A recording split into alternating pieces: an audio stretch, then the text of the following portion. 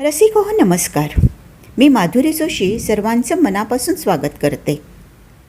संस्कार भारती पुणे महानगर साहित्य विधेच्या वतीने सादर होते मालिका स्त्री शक्तीची रूपे. आज चौथं पुष्प आपण बघणार आहोत आणि आजचं आपलं शक्तिरूप आहे कैकई. नायिका ते खलनायिका कैकई. आदर्श पुत्र, आदर्श भाऊ, आदर्श पती, आदर्श राजा अशा आदर्श देवरूप श्रीरामाला वनवासाला पाठवणारी दुष्ट स्त्री म्हणजे कैकई.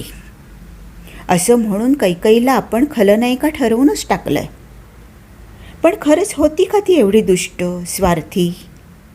खरं तर कैकई अतिशय रूपवान, प्रखर बुद्धिवती, युद्ध निपुण, उत्तम शासन करती, भरतापेक्षाही रामावर जास्त माया करणारी माता. मग का घेतला कैकईनं असा निर्णय? का कैकई इतकी सामर्थ्यवान होती की समाज बदलवण्याची ताकद तिच्यामध्ये होती म्हणून एवढी मोठी जबाबदारी तिच्यावर टाकण्यात आली? समाज घडवण्यासाठी कठोर निर्णय घेऊन स्वतः खलनायिका ठरली ती कैकई. आणखी जाणून घेऊया तिचा प्रवास. नायिका ते खलनायिका कैकईबद्दल विनीता देशपांडे यांच्याकडून. विनीताताईंनी मराठी आणि इंडॉलॉजीमध्ये MA केलं आहे. त्या उत्तम लेखिका आणि अनुवादिका आहेत. त्यांची 7 पुस्तके प्रकाशित झालीत. आकाशवाणी आणि विविध मासिकांमध्येही त्यांचं लेखन प्रसिद्ध आहे. अनेक विषयांवरती त्या अभ्यासपूर्ण लिहू शकतात. कोणताही विषय त्यांच्या सखोल अभ्यासाने परिपूर्ण करतात. विनीता देशपांडे यांच्याकडून समजून घेऊया कैकईविषयी. नायिका की खलनायिका? नमस्कार. शारदीय नवरात्राच्या सर्वांना खूप खूप शुभेच्छा. नवरात्रीचे 9 दिवस चालणारे शक्तीचे हे पूजन आपल्याला आयुष्याच्या पुढच्या प्रवासासाठी निश्चितच बळ देतात. हे बळ असते सकारात्मक विचारांचे. स्त्री शक्तीचा जागर म्हणजे आपण आजवर केलेल्या विचारांचा, कार्याचा आढावा घ्यायचा, अवलोकन करायचं आणि आवश्यक ते बदल करत प्रवासाचा पुढचा टप्पा गाठायचा. परत पुढच्या नवरात्रात हाच विचार करायचा आणि आपलं आयुष्य समृद्ध करायचं. खरं सांगायचं तर परिवर्तनाची चाहूल घेऊन येणारा हा शरद ऋतू आणि या काळात 9 दिवसांचा हा उत्सव म्हणजे स्त्रीतील जाणीवा, तिची क्षमता समृद्ध करणारा असतो. ही क्षमता आपली भूमिका निश्चित करत असते. आपण निर्माण केलेल्या चौकटीबाहेर एखादा निर्णय घेतला की तो वाईट ठरतो. प्रत्येक स्त्रीच्या आयुष्यात एक असा क्षण येतो की पुढे काहीतरी चांगलं घडावं, चांगल्या उज्ज्वल भविष्यासाठी सर्वमान्य अशी एखादी न पटणारी, चौकटीबाहेरची किंवा इतरांच्या दृष्टीने वाईट ठरणारी अशी भूमिका स्त्रीला घ्यावी लागते आणि एका उदात्त कार्यासाठी ती ही भूमिका पार पाडते. आज हे सर्व सांगायचं कारण म्हणजे आपण ज्या स्त्रीबद्दल जाणून घेणार आहोत, ज्या स्त्री शक्तीबद्दल जाणून घेणार आहोत, त्या स्त्रीने अशाच एका उदात्त कार्यासाठी या भूमिकेचा स्वीकार केला आणि रामायण घडलं. हो बरोबर, ती म्हणजे कैकई.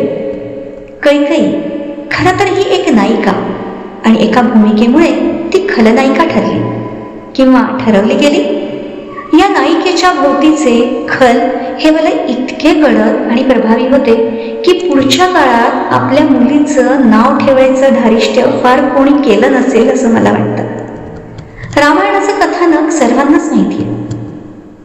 भारतीय इतिहासात कैकई ही कैकेय राजाची कन्या, अयोध्या नरेश महाराज दशरथाची 3री पत्नी आणि भरताची आई म्हणून ओळखल्या जाते. वाल्मिकी रामायण असो किंवा तुलसी रामायण, कैकईला दोषी मानले गेले. ती एक स्वार्थी आणि कजाग स्त्री असल्याची सर्वांची धारणा आहे. अनेक साहित्य प्रकारात तिचे चरित्र खलनायिकेच्या स्वरूपात रेखाटले गेले. कैकईतील नायिका आजवर दुर्लक्षित राहिली. आजचा या विषयाचा उद्देश म्हणजे कैकईतील दुर्लक्षित नायिकेचा, तिच्या शक्तीचा, सामर्थ्याचा परिचय व्हावा एवढाच आहे.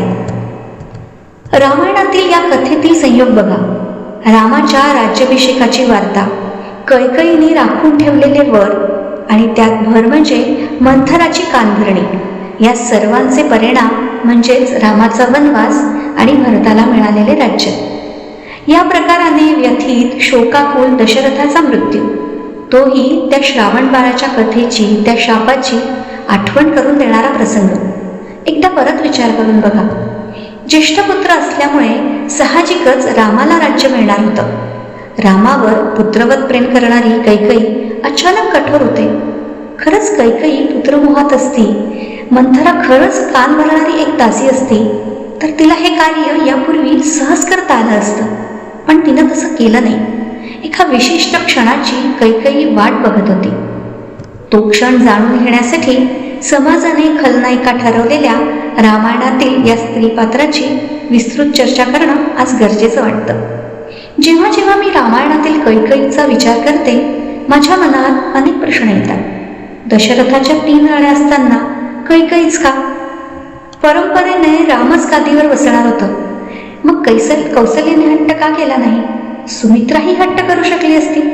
एक शूर वीरांगना, प्रत्येक पावलाला आपल्या पतीची सोबत करणारी, अगदी युद्धात सुद्धा अशी निष्ठावान कैकेयी पुत्रमोहाने इतकी हतबल होऊ शकते? आपल्या पुत्राला भरताला ती जाणून होती. त्याचं आपल्या भावावर आणि विशेषतः रामावर असलेलं प्रेम ती जाणत होती. या हट्टामुळे भरताची अवस्था, त्याची प्रतिक्रिया खरंच कैकेयीला कल्पना नसेल. मंथरेच्या बोलण्याने तिला पुत्रमोहाची खरंच भूल पडली असेल. आपल्या हट्टामुळे दशरथावर होणारा परिणाम तिला लक्षात आला नसेल.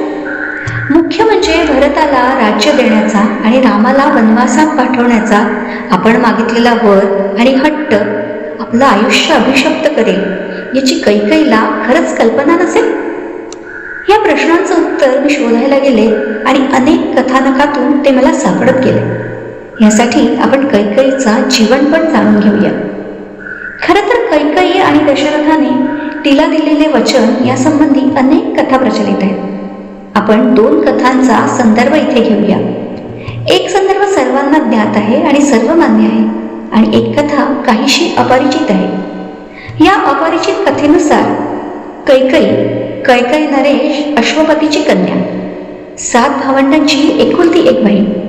एका पुराकथेनुसार अश्वपती याला पशुपक्ष्यांची भाषा अवगत होती.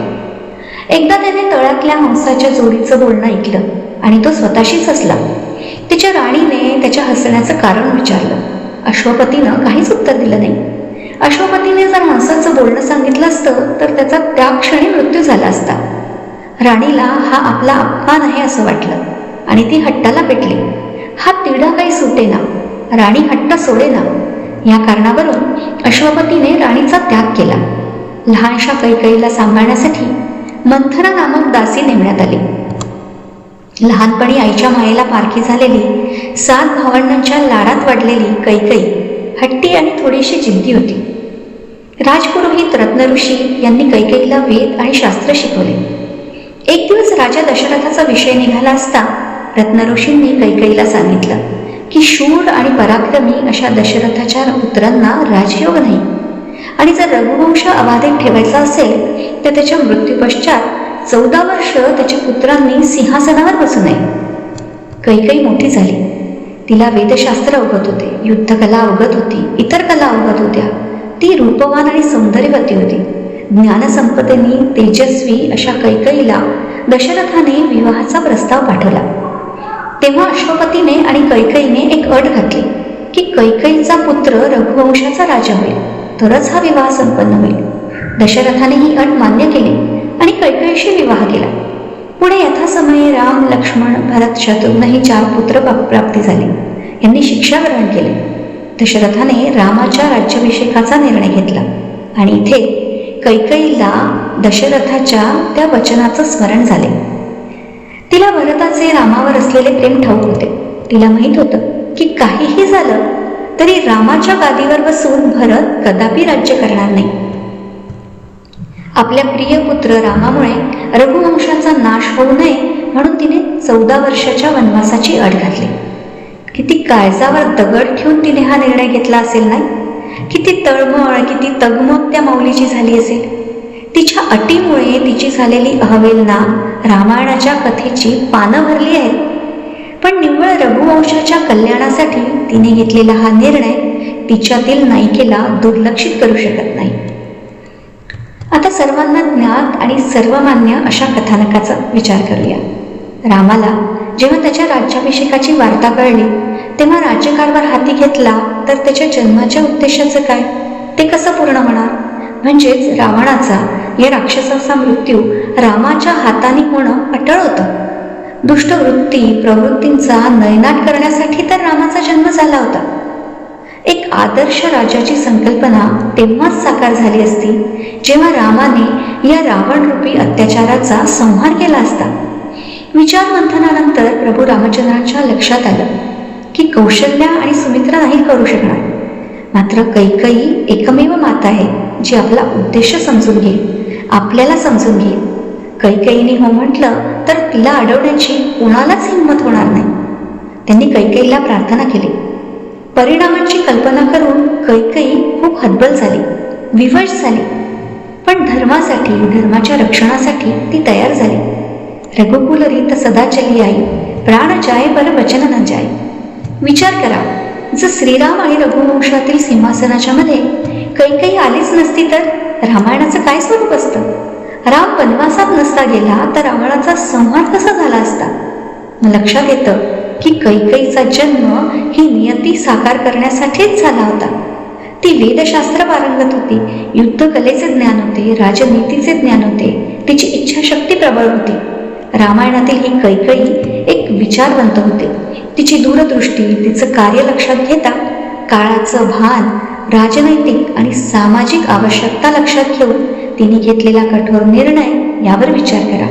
तिने घेतलेला निर्णय यात तिचं कल्याण नव्हतंच मुळे, तिचं सुख नव्हतं, तर समस्त भारताच्या कल्याणार्थ तिनं हे पाऊल उचललं. मर्यादा पुरुषोत्तम राम घडावा यासाठी तिने आपल्या पोटच्या पुत्राचा, भरताचा क्रोधाग्नी सहन केला.